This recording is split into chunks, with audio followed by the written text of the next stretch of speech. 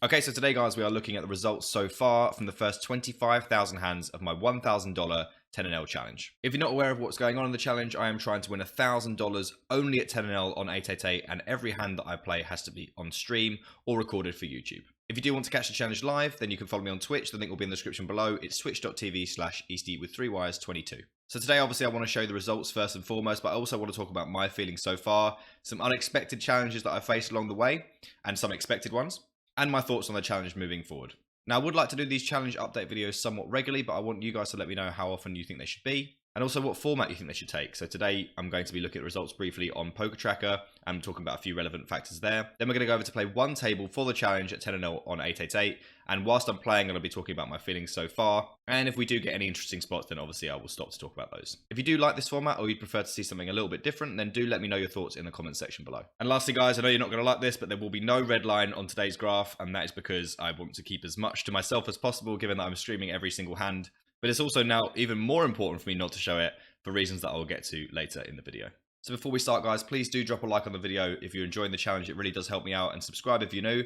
But for now, let's go and take a look at some results. Okay, guys, this is the graph for the $1,000 10NL challenge so far. We have played 24,507 hands. We won $129.11 for a big blind win rate of 5.27. Now, if you'd offered me this before the start of the challenge, I think I probably would have taken it, to be honest with you.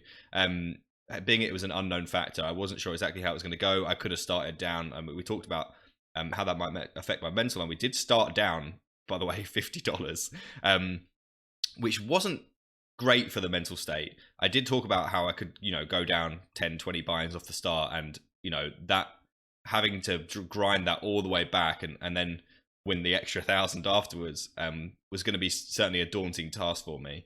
And I wasn't sure how I'd handle that.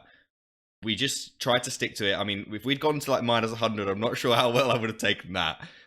But we didn't start off running great when we went down to minus 50. And I just thought, you know what, we just got to play our game and we'll get there. And to be honest, for the most part, that's how it worked out. 5 big blinds, 100. I think I'm capable of winning, obviously, more than that. There is a lot of factors to consider, which we'll talk about later.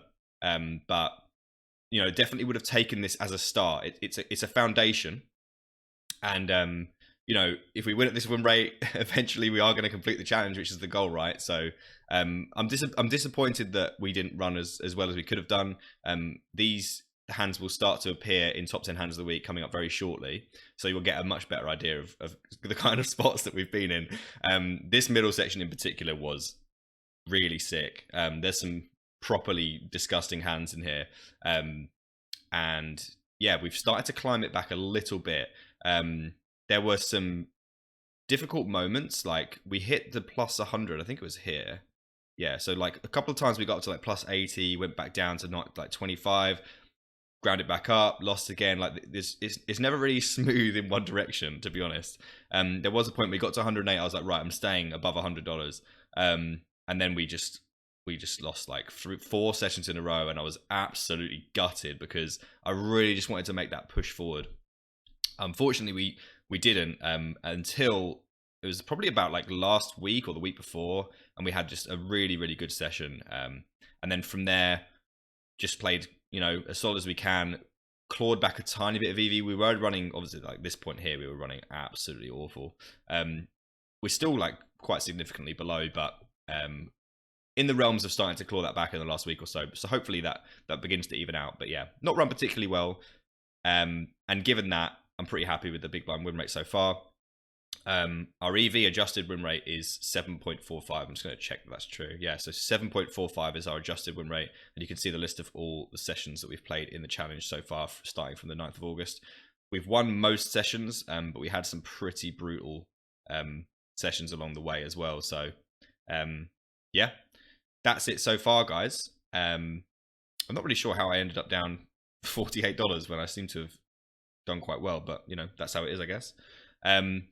So that's the graph so far, and yeah, now what we're going to do is we're going to play one table of 10NL, and I'm going to talk about a few more of the more specific factors in the challenge so far, and yeah, let's go do that now.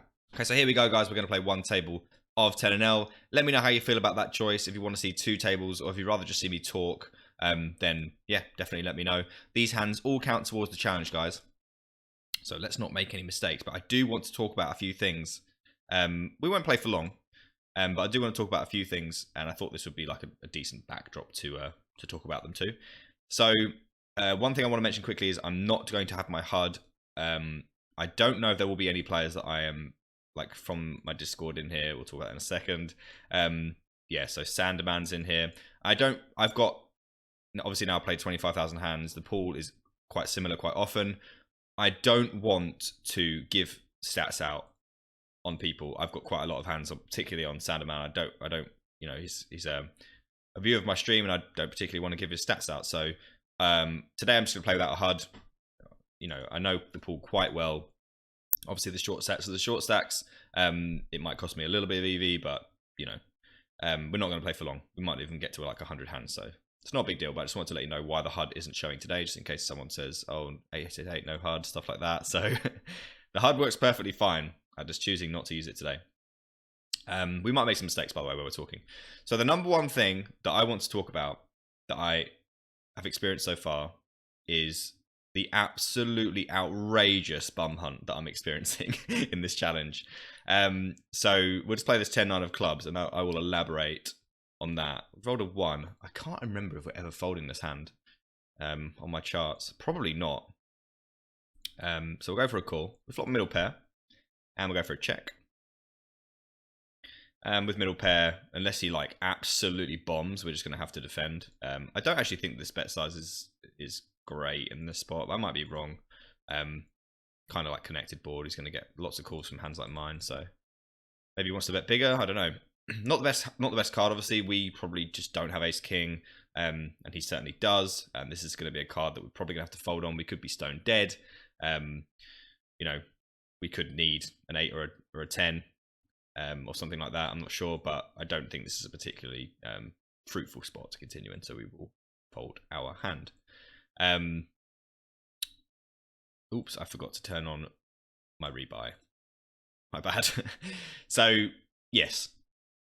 The first thing that I want to talk about is the fact that I've been getting, honestly, the most absurd bum hunt I could possibly have imagined. I never even considered, honestly, that it would be a thing, and that was definitely a misread on my part, if you want to say. The pool is really small on 888, and you know, I should have known that, being that it's 10NL, you know, quite a few people might be interested in popping in and having a go. What I didn't realize was that when I stream, literally like a quarter of the pool, I don't know if it's quarter of the pool. What's this now? I don't think I could fold this hand now that we've got to this point. Oh, God, I really wish I had my stats up. We're just going to flick this in, guys. That's a reasonable river. I think that hand is just fine. There goes our reload. That's fine. Losing a few dollars here, guys. Not my favorite. Hopefully this isn't too costly. But yeah, basically, the people know who they are. But when I start streaming, the first 4 minutes is on delay, and it's like, oh, okay, this is peaceful. You know, it's like this. There's one guy in here that I know right now. If I was streaming, within 10 minutes, the pool has got like 5 or 6, you know, they're regulars, but they're playing differently against me, which is another thing I'm going to speak about. But they're regulars, so they're good players. But they're also playing like not necessarily their normal play style, because they're out to get me, hence the bum hunt. We're just going to defend ace queen here against this guy, turning some equity, and I don't think we want to play any raises. We'll just call again, hope for a king or an 8. Ace is probably the best hand, unless he has something like ace 9. Do we want a small raise here? I'm not really sure. I think I'm going to raise small here. I think he'll call with like king jack or something. Yeah, thought he might do that. So yeah, basically there are a lot of good players in my Discord, and I'm just going to cheat that guy had 4s. I have obviously no clue what's going on there. There are a lot of good players, and some of them play normally, like Sanderman, and they're not necessarily bum hunting, but they just play at the same times. I'm not sure if they play because I'm playing, because it's fun to watch at the same time. Some of them are good players. Some of them are just literally out to get me. You know who you are. No need to name any names, but they will do everything they can to piss me off, everything they can to destabilize my mental game. And there's been some unbelievably crazy pots against these guys. So what the challenge has effectively turned into, because if I start streaming in an afternoon, which is when I like to stream, I'm going to defend the 8s here and then fold to a bet. I certainly fold the turn. Because I like to stream in the afternoon, the pool is generally like 50 or 60 strong at that point. And if you get 6 people diving in, more often than not, you've got one of those players on your table at any given time. Just because of how Zoom works. So basically, there's always something to think about. Is this guy after me? Is this guy doing this? Is this guy doing that? And I've not really got a handle on how to deal with that yet, to be honest with you. Some people turn up with all sorts of shit. Then other times they have good hands. There's a few people in there that aren't necessarily bum hunting. They're watching the stream. Like, they're just watching the stream and, you know, they can see every single hand that I'm playing. And I don't have a clue what they're up to, which is also terrible for me. I'm just going to fold this. I don't really want to get involved with this guy's stack depth. We're going to need a set. As you can see, he's just calling down with the 4th pair, so there's not really much to do about that.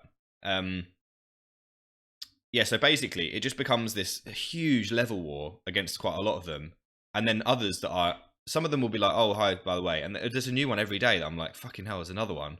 I don't know how much they're changing their game based on me being there, but some of them are good regs that just get more aggressive when I'm in the hand. It sounds like I'm moaning a bit, and I kind of am. But basically what I'm saying is this is just not something that I thought would happen. Maybe I thought it could happen a little bit, but to the extent that it does happen, I never really thought about that. So it's fine, guys. It's fine, I promise. But it certainly makes me think a little bit more. A lot of the hands feel like a home game, like I'm having to like call down with 3rd pair versus overbet jams. You're going to see some of these hands coming up in top 10 hands, guys. We went for the 3-bet with the pocket 8s, and we'll go for a small c-bet on 7 deuce ace 3 diamonds. Get a lot of folds here, even for small sizing. We could play some checks as well, but I think our hand benefits quite a bit from betting. We're going to check this turn though. If we start betting here, we're pretty much just bluffing. We're going to really not enjoy turn barrels very much. I'm not going to lie to you guys. Again, we could be in a situation where we're just like dead to an 8. You could have like 10s with a diamond. That would be really awful. I still think he could have that kind of hand. We'll go for another check and hope to win at showdown. So he has 10s without a diamond. So it's not really the kind of thing I'm going to try and fold. And I don't think I would do anything differently if I played that hand again. So yeah. There's that to consider first and foremost, and yeah, some days are worse than others, but some days feel like I'm literally playing a home game, and I don't say it frustrates me, but you know, I was hoping to play against lots of fish all the time, which I still do.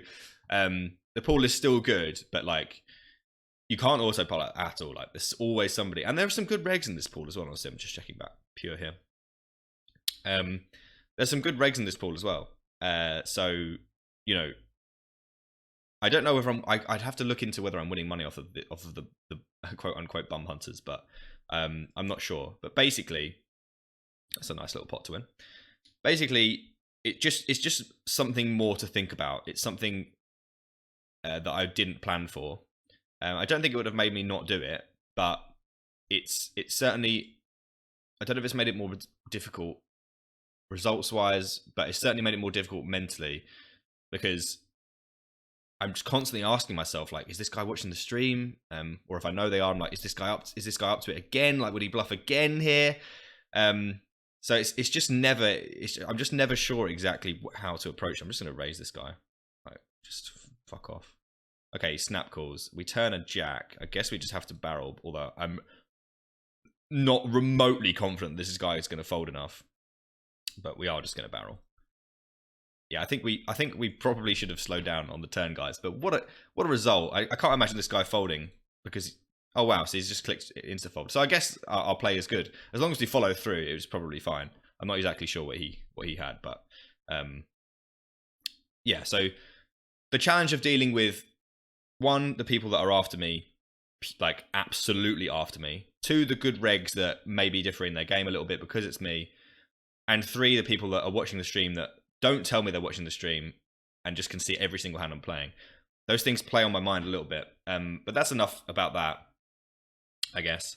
The other thing would be those mini dips, like I was talking about when I was talking to you about the graph. Those small dips that when I get like up to $100 and then I just lose like 6 buy-ins. It really, really stings, because I just really want to, to just push on from that 100 mark, and hopefully now that we're up to 130, we can start to do that. But it really just hurt, like when I got to 100 and then I went back down again, because I don't know if you guys have seen when I announced this video, with this challenge, there was a guy from my Discord. He's called Brox, and he did the maths on how long this challenge is going to take me, and it's not pretty viewing. If you haven't seen it, I've actually pinned it to. I'm just going to defend the big blind here. I've actually pinned it to that video. So he does the maths on how long it's going to take, and it's not a short amount of time. So when you get up to 100 and then you get knocked back down again, like, I knew that this is what I was prepared for, and I wasn't sure exactly how I would deal with it, but I knew that mentally it was going to be difficult for me to take if I started badly, which I did, or I had dips along the way where I just couldn't win a hand, which has also happened. I feel like I probably could have bluffed here if I was paying attention. I feel like I've dealt with that better than I might have thought would have done. That makes sense. I've dealt with it better than I thought I would, and I'm proud of that.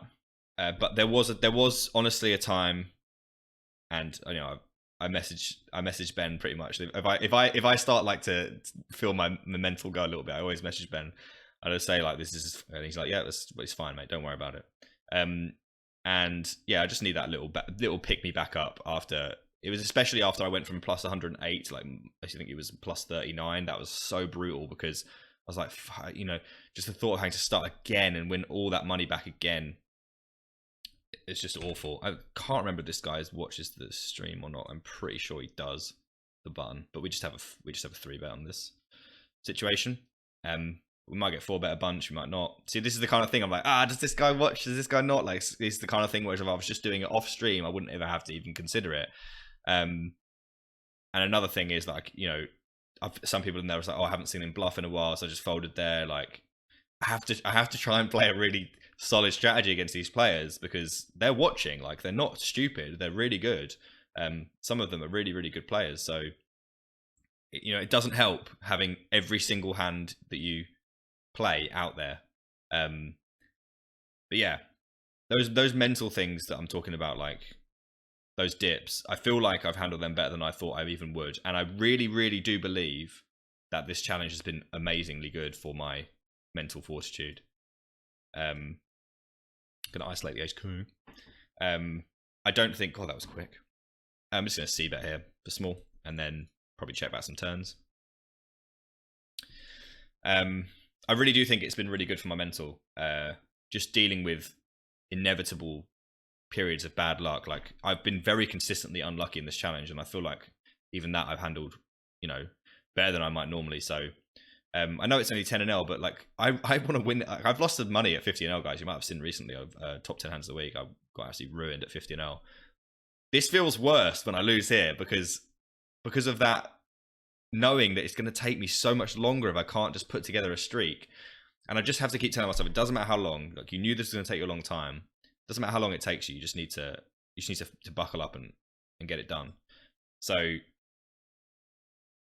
that constant, because it's constant. It's always like, oh god, today wasn't good. So Whiskey Biz is a really good reg, aggressive reg, and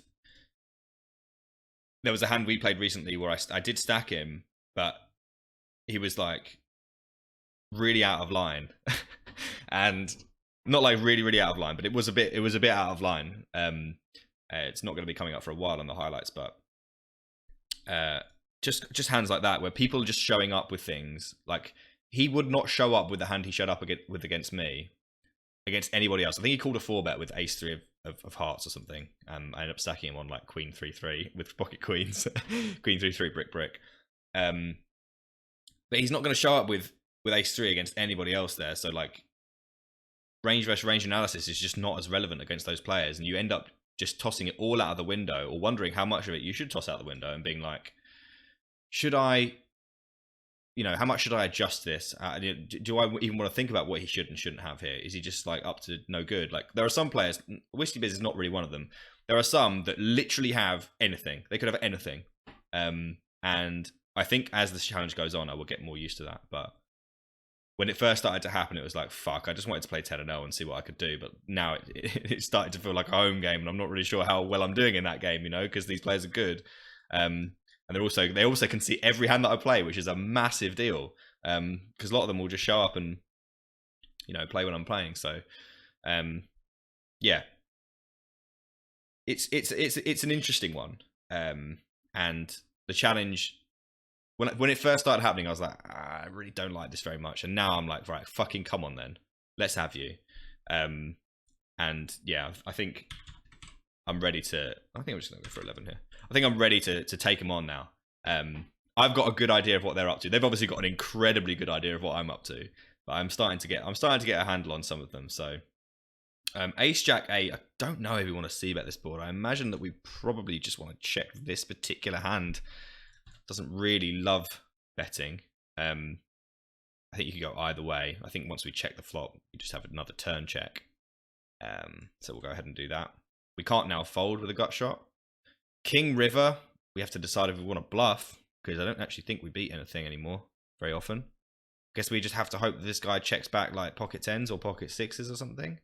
But I don't think I can call a bet. I'm not particularly overwhelmed with joy about how I played this hand.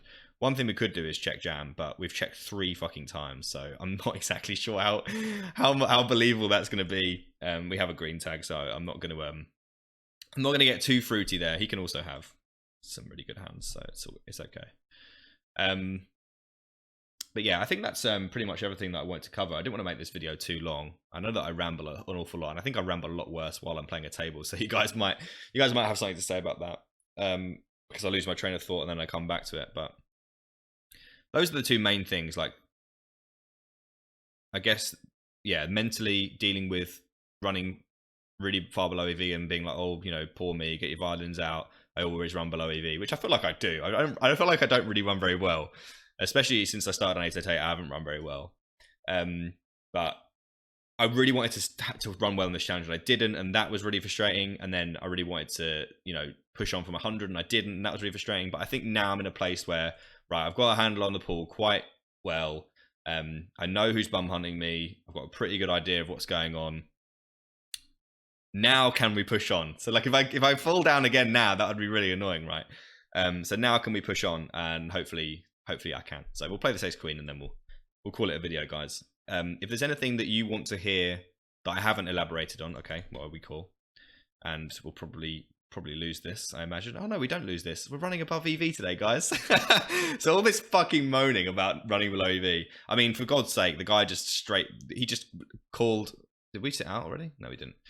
The guy called the small blind ace 5 off, and then just straight ripped when he made 2 pair. Obviously, there's nothing that I can do about that. I have to just call.